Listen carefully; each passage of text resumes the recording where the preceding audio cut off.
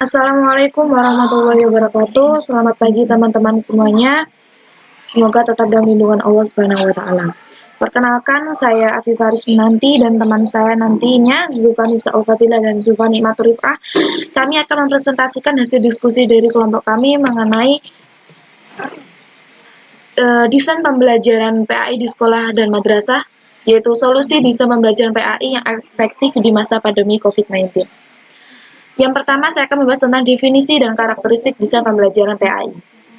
Desain merupakan sebuah istilah yang diambil dari kata bahasa Inggris, yaitu design, yang artinya adalah sebuah perencanaan dan rancangan. Sedangkan berbahasa Henderson mengartikan bahwa desain adalah sebagai proses pemecahan dalam suatu masalah. Lanjut. Desain pembelajaran dilihat dari maknanya dapat dibagi menjadi beberapa perspektif. Dalam sudut pandang disiplin, desain diartikan dimaknakan sebagai teori tentang strategi dan proses pengembangan pembelajaran serta pelaksanaannya. Dalam hal ilmu, desain pembelajaran adalah ilmu untuk menciptakan spesifikasi pengembangan, pelaksanaan, dan penilaian pengelolaan serta situasi yang memberikan fasilitas pelayanan pembelajaran. Dalam hal sistem, desain pembelajaran adalah pengembangan sistem pembelajaran dan pelaksanaannya termasuk sarana serta prosedur di mana untuk meningkatkan mutu pembelajaran. Dan yang terakhir dalam hal proses, desain adalah proses untuk memecahkan masalah.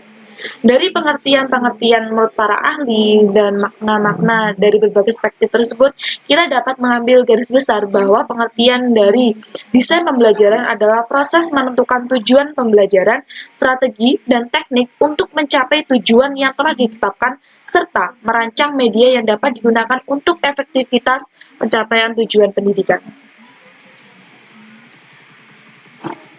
Menurut Morrison, Press, and Camp terdapat 4 komponen yang harus diperhatikan dalam perencanaan desain pembelajaran, yaitu untuk siapa program desain pembelajaran ini dibuat atau dikembangkan. Jadi, topiknya adalah karakteristik siswa atau peserta ajarnya atau peserta didiknya. Yang kedua, pendidik ingin siswa itu atau peserta didik ingin seperti apa. Yang ketiga, isi pembelajaran seperti apa yang baik untuk dipelajari. Dan yang terakhir, bagaimanakah cara pendidik untuk mengukur hasil pembelajaran yang telah dicapai atau proses evaluasi. Selanjutnya, untuk fungsi dari desain pembelajaran. Bisa dilihat di makalah, yaitu meningkatkan kemampuan pembelajaran, menghasilkan sumber belajar, mengembangkan sistem belajar, sampai poin ke H, yaitu menghemat waktu, tenaga, alat, biaya, dan proses pembelajaran. Dari uraian di atas, kita dapat mengetahui bahwa pembekalan dalam hal mendesain pembelajaran khususnya dalam pendidikan agama Islam atau PAI sangat penting bagi suatu sekolah atau madrasah. Semua itu nantinya akan berpengaruh pada pengoptimalan dalam pencapaian tujuan pendidikan yang telah dirumuskan tadinya. Sekian presentasi dari saya. Untuk poin selanjutnya akan dijelaskan oleh rekan saya itu Zulfani Matu dan Dufan Nisa'u tentang desain pembelajaran PAI berbasis daring.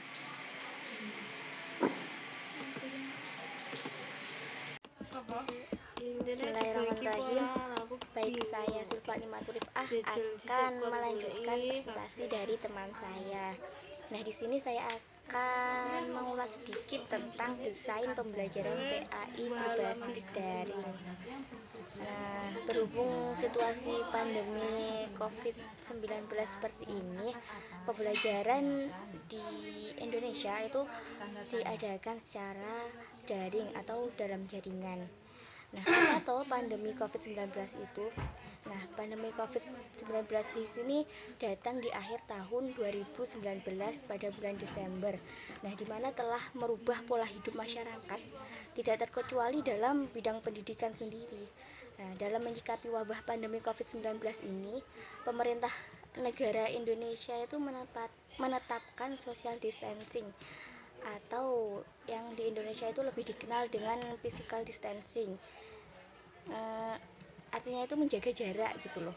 Nah, bahkan beberapa daerah itu telah mengambil kebijakan pembatasan berskala besar atau yang biasa dikenal dengan PSBB untuk meminimalisir persebaran dari pandemi COVID-19 demi keselamatan umat bangsa tentunya, seperti itu. Nah, menindaklanjuti kebijakan pemerintah Indonesia tentang kondisi ini, maka Kementerian Pendidikan dan Kebudayaan atau Kemendikbud itu mengambil langkah dan kebijakan untuk belajar dari rumah melalui pembelajaran daring atau dalam jaringan, dengan istilah lain yaitu learning from home. Nah, untuk menghindari persebaran dari pandemi wabah COVID-19 ini, nah, pembelajaran tatap muka pun diganti dengan pembelajaran dalam jaringan atau daring yang biasa disebut dengan online itu loh. Nah, bukan hanya itu, dalam Undang-Undang Nomor 20 Tahun 2003 itu pada pasal 1 ayat 2 juga dinyatakan bahwa pendidikan nasional harus berdasarkan Pancasila dan Undang-Undang Dasar Negara Republik Indonesia tahun 1945. Nah, yang menganut kebudayaan nasional Indonesia, menganut nilai-nilai agama dan harus tegas tanggap pada tuntutan akhir zaman kebudayaan nasional Indonesia itu. Nah, di sini kita itu harus berdasarkan dengan undang-undang yang ada. Nah, sejalan dengan undang-undang di atas, maka pendidikan selain harus berdasarkan pada Pancasila dan Undang-Undang Dasar dan menganut nilai-nilai agama yang ada, nah juga harus tegas tanggap pada akhir zaman, di mana dalam hal ini muncul pandemi COVID-19. Ya, ini kan tidak bisa dikira-kirakan ya hadirnya atau berakhirnya seperti kapan. Ya, kita berdoa saja semoga segalanya semua ini lekas berakhir dan pembelajaran, pendidikan dan situasi kondisi masyarakat semuanya kembali seperti semula lagi. Jadi tidak ada pandemi ini segera berakhir dan semuanya kembali seperti semula, seperti itu. Dan desain pembelajaran ini juga dioptimalkan dengan menyesuaikan kondisi dan situasi yang ada. Nah, salah satu prinsip kebijakan pendidikan di masa COVID-19 ini adalah kesehatan dan keselamatan seluruh pihak prioritas utama. Itu menjadi sangat diprioritaskan gitu, dalam menetapkan kebijakan pembelajaran yang akan direncanakan. Nah, di sini Sekretaris Jenderal Kementerian Pendidikan dan Kebudayaan telah mengeluarkan surat edaran dengan nomor 15 tahun 2020 mengenai pedoman penyelenggaraan belajar dari rumah dalam masa darurat penyebaran coronavirus di fase pandemi COVID-19. Nah, di mana tujuannya adalah memastikan pemenuhan hak anak untuk mendapatkan pelayanan pendidikan selama masa darurat COVID-19 dan untuk mencegah serta melindungi warga satuan pendidikan dari dampak adanya COVID-19 tersebut yang telah mengubah tatanan hidup masyarakat ya Indonesia ini, bahkan dunia. Nah, desain pembelajaran dari rumah ini direalisasikan dan istilah belajar dengan mode daring yang memungkinkan tetap adanya interaksi antara guru dan siswa dalam proses pembelajaran meskipun dalam jaringan atau online. Nah, pembelajaran daring ini menggunakan kemajuan teknologi informasi dan akses internet, di mana ilmu, pengetahuan, dan teknologi atau yang biasa disebut dengan iptek itu terus mengalami perkembangan dari masa ke masa hingga saat ini. Keterlibatan peserta didik secara aktif dalam pembelajaran ini merupakan kunci utama dalam desain pembelajaran daring ini. Pembelajaran dalam jaringan atau yang sering disebut dengan daring ini merupakan arti dari istilah pembelajaran online yang bermakna tersambung atau terhubung ke dalam jaringan. Nah, dengan kata lain adalah pembelajaran tanpa tatap muka secara langsung antara guru dan siswa, tetapi dilakukan melalui jaringan internet.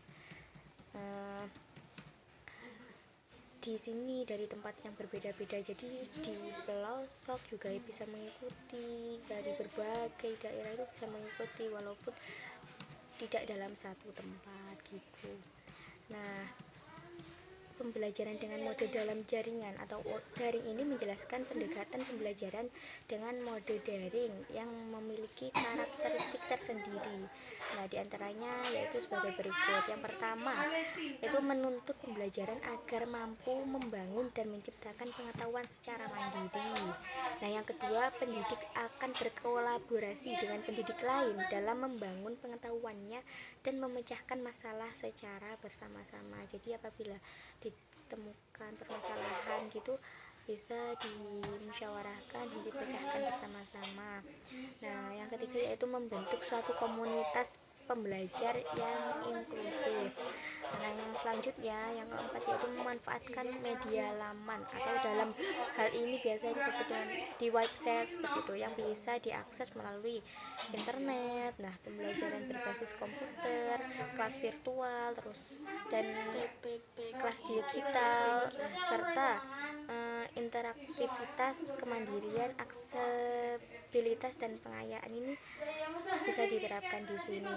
Nah, untuk apa itu media yang biasa digunakan dalam daring ini banyak ya, misalnya ada di WhatsApp group, terus apa itu Google Classroom atau GC itu, terus biasanya menggunakan e-learning, ada yang agar mengetahui kondisi peserta didik dan pendidik itu mengetahui kondisi peserta didik itu bisa digunakan dengan Zoom meeting atau Jitsi Meet atau apa itu Google Meet. Itu kan banyak digunakan ya sekarang seiring berjalannya dan berkembangnya zaman. Nah, jadi menggunakan media pembelajaran itu yang efektif supaya bisa tercapai tujuan pendidikan yang diinginkan. Nah, setelah ini akan dilanjutkan oleh teman saya. Bismillahirrahmanirrahim. Saya Zulfanisa Al-Fadlilah akan melanjutkan presentasi dari teman saya. Kelebihan dari desain pembelajaran daring diantaranya adalah A. Pembelajaran tidak memerlukan ruang kelas. Ini karena proses pembelajaran itu berlangsung dari rumah atau jarak jauh. Yang kedua adalah pendidik tidak perlu tatap muka secara langsung di depan kelas karena menggunakan fasilitas komputer atau handphone yang digabungkan dengan internet. Yang ketiga adalah tidak terbatas waktu. Lalu di sini juga ada kelebihan dari pembelajaran daring, yaitu yang pertama keterbatasan dalam akses internet. Yang kedua adalah berkurangnya interaksi antara pendidik dan peserta didik. Yang ketiga adalah pemahaman materi. Yang keempat adalah minimnya pengawasan dalam belajar. Jadi di sini peran guru dalam proses pembelajaran daring ini sangatlah penting. Yang pertama adalah membantu peserta didik dalam aktivitas belajar. Yang kedua adalah menguasai teknologi informasi dan komunikasi dan update akan perkembangan yang ada.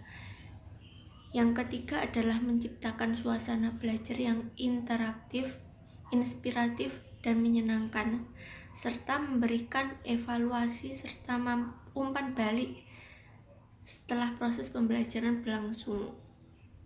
Jadi kesimpulannya adalah desain pembelajaran daring menjadi solusi yang paling efektif bagi pembelajaran pendidikan agama Islam di sekolah maupun di madrasah di masa pandemi ini. Hal ini dikarenakan desain pembelajaran daring PAI sangat efektif dan efisien serta sesuai dengan kondisi pandemi COVID-19 ini.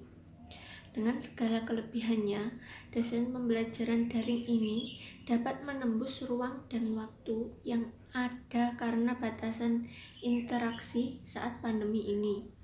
Bukan hanya itu, desain pembelajaran daring ini juga memiliki akses yang mudah, biaya yang terjangkau, waktu belajar yang fleksibel, serta adanya wawasan yang sangat luas. Terlepas dari kelebihan tersebut, desain pembelajaran PAI berbasis daring ini juga memiliki kelemahan. Maka dari itu, perlu sinergitas antara pemerintah, satuan pendidikan, pendidik, peserta didik, orang tua, bahkan lingkungan masyarakat untuk mendukung keberhasilan pembelajaran daring ini demi mencapai tujuan pendidikan yang akan ditetapkan. Sekian presentasi dari kelompok 2. Apabila ada kurang dan lebihnya, kami mohon maaf. Wassalamualaikum warahmatullahi wabarakatuh.